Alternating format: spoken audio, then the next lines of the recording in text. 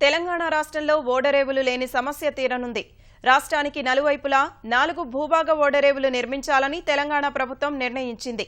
ఈ మేరకు కేంద్రానికి ప్రతిపాదనలు పంపిన సర్కారు అక్కడి నుంచి అనుమతులు రాగానే పనులు ప్రారంభించాలన్న యోచనలో ఉంది. రాష్ట్రంలో 4 భూభాగ రేవుల ఏర్పాటుకు ప్రభుత్వం రంగం సిద్ధం చేస్తోంది. 2700 కోట్ల వ్యయంతో వీటి నిర్మాణానికి ప్రణాళికలు సిద్ధం చేసింది. రాష్ట్రానికి ఓడరేవులు లేకపోవడం వల్ల సరుకుల ఎగుమతులు దిగుమతులకు లోటు ఏర్పడింది. ఆ సమస్యను అధిగమించేందుకు భూభాగ ఓడరేవులు ఏర్పాటు చేసి నదీరేవులకు అనుసంధానం చేస్తామని కేంద్రం ప్రకటించింది.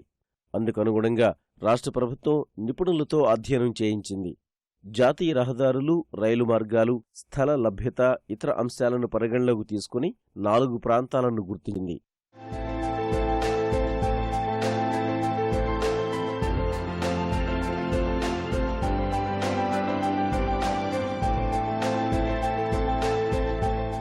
మెదక్ జిల్లా జహీరాబాద్, నల్గొండ జిల్లాలోని భువనగిరి, దామరచెర్ల, మహబూబ్నగర్ జిల్లాలోని జడ్చెర్లపై అధికారులు నివేదిక ఇచ్చారు. ఆ ప్రాంతాల్లో భూభాగ రేవుల ఏర్పాటుకు పరిశ్రమల శాఖ ప్రణాళికలు రూపొందించింది. విదేశాల్లోని భూభాగ రేవుల నమూనాలో నిర్మాణ ప్రణాళికను రూపొందించారు. పరిశ్రమల కోసం ఇప్పటికే ప్రభుత్వం అక్కడ భూములు సేకరించింది. గోదాములు, పరిపాలన భవనం, ట్రక్ పార్కింగ్, శీతల గిడ్డంగులు, ఆహార శుద్ధి, వాణిజ్య కేంద్రాలు, ఆటో పార్కింగ్ వంటివి ఏర్పాటు చేస్తారు. అక్కడి నుంచి 2035 వరకు దాదాపు 10 లక్షల యూనిట్ల ఎగుమతులు దిగుమతులు జరగాలని నిర్దేశించారు.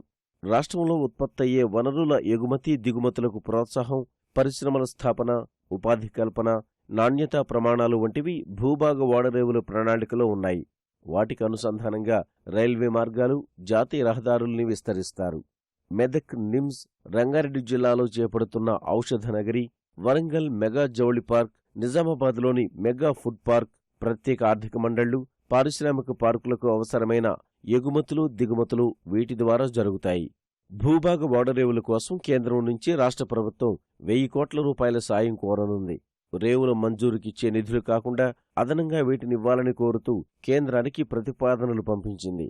కేంద్ర ప్రభుత్వం నుంచి అనుమతులు రాగానే పనులు చేపట్టాలని ప్రభుత్వం నిర్ణయించింది.